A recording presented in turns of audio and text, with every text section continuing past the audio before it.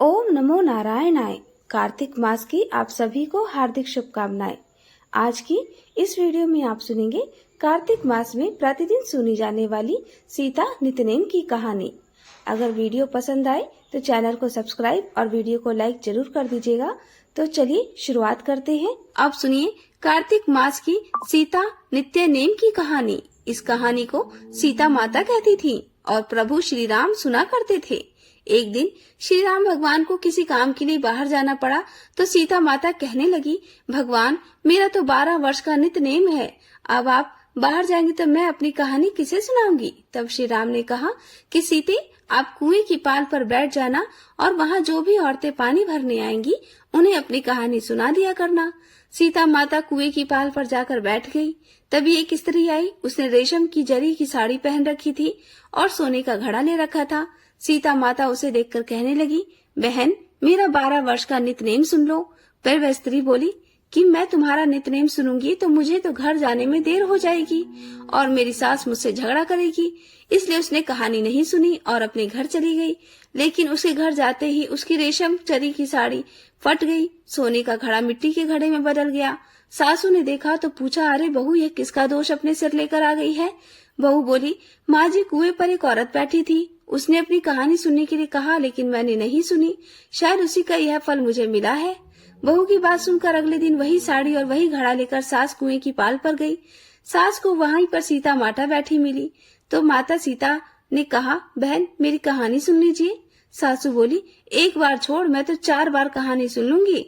तब सीता माता बोली, राम आए लक्ष्मण आए, देश के पुजारी आए, नित्य नेम का नेम लाए, आओ राम बैठो राम, तपी रसोई जीमो राम, माखन मिश्री खाओ राम, दूध बताशा पियो राम, सूत के पल का मोठो राम, शाल दुशाला पोठो राम, शाल दुशाला ओढ़ो राम, जब बोलूं राम ही राम, राम सवारे सबके काम, खाली घर भंडार भरेंगे, सबका बेड़ा पार करेंगे, श्री राम जय जय राम। सासू बोली, बहन कहानी तो बहुत अच्छी लगी। फिर कहानी सुनकर सासू घर चली गई और उसकी साड़ी फिर से रेशम जरी की बन गई।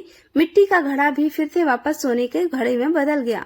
बहू ने देखा तो कहने लगी, सासू माँ आपने ये सब कैसे किया। सासू बोली, बहू तू दोष लगा कर आई थी और अब मैं दोष उतार कर आ रही हूँ। बहू ने पूछा कि माँ जी वह कुएं वाली स्त्री कौन है। सासू ने बताया कि वह तो सीता माता थी, वह पुराने से नया कर देती हैं, खाली घर में भंडार भर देती हैं, वह लक्ष्मी का वास घर में कर देती हैं और मनुष्य की जो भी इच्छा हो उसे पूर्ण कर देती हैं। बहू बोली, माँ जी फिर तो ऐसी कहानी मुझे भी सुना दो। सास बोली कि ठीक है तुम भी सुनो। फिर सास ने कहानी शुरू की, राम आए लक्ष्मण आए, देश के पुजारी आए, नित्य नेम का नेम लाए, आओ राम बैठो राम, तपी रसोई जीमो राम, माखन मिश्री खाओ राम, दूध बताशा पियो राम, सूत के पल का मोठो राम, शाल दुशाला पोठो राम, शाल दुशाला ओढ़ो राम, जब बोलूं राम ही राम, राम सवारे सबके काम, खाली घर भंडार भरेंगे, सबका बेड़ा पार करेंगे, बोलो श्री राम जय राम।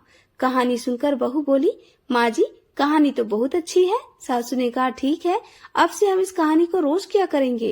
अब सास बहू रोज सवेरे उठती, नहाती धोती और पूजा करने के बाद नित्य नेम की सीता माता की कहानी कहती थी। एक दिन की बात है, उनके यहाँ पड़ोस की एक औरत आई और बोली, बहन जरा सी आँच तो दे देना। तो बहू बोली, आँच तो अभी हमने जलाई ही नहीं।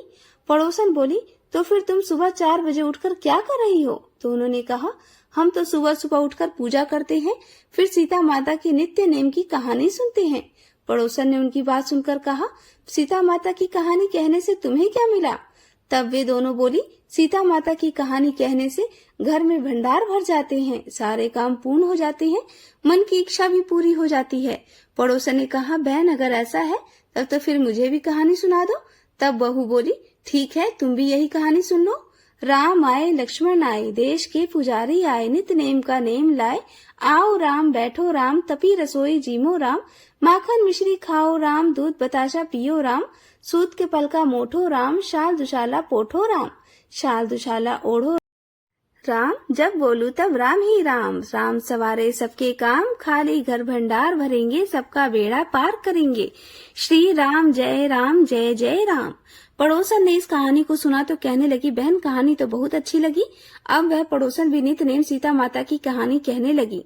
कहानी कहने से सीता माता ने पड़ोसन के भी धन के भंडार भर दिए। देखते ही देखते अब तो पूरे मोहल्ले में नित्य नेम की कथा चल पड़ी और हर किसी की मनोकामना पूर्ण होने लगी। हे सीता माता, जैसे आपने उन सभी के भंडार भरे, वैसे ही हमारे भी भरना। कहानी कहने वाले, सुनने वाले और हुंकार भरने वाले सबकी भरना। सभी प्रेम से बोलिए सीता मैया की जय।